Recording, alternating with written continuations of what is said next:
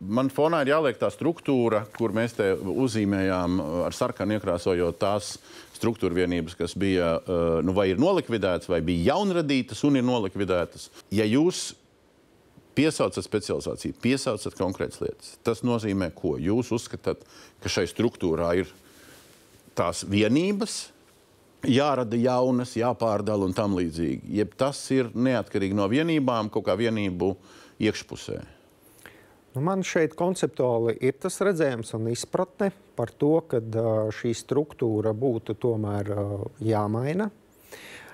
Tāds varbūt kā joku pateikt, ziniet, šampūns un kondicionieris un vēl salikt vēl kaut ko tur klāt un visu to gāzt matos, nav tas labākais scenārijs. Jā, un te jau varbūt pat 5 vienā kaut kur aiziet, jo nevar saprast var beigās.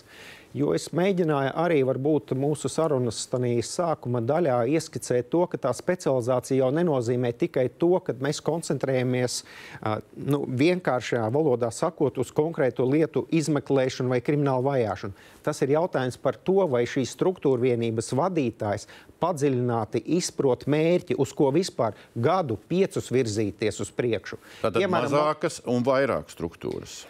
Tātad ir jābūt par šiem te prioritārajiem noziedzīgajiem nodarījumiem noteiktām koordinējušām struktūrām, kuras var uzņemties šo atbildību. Un vēl es pabeigšu arī to domu, tā uzņemšanās nenozīmē tikai vadlīniju vai priekšstatu radīšanu, bet nepieciešamības gadījumā sarežģītu, nozīmīgu lietu arī uzņemšanās, jo tā augstākā profesionālā pakāpe ir jābūt arī ģenerāla prokuratūras līmenī.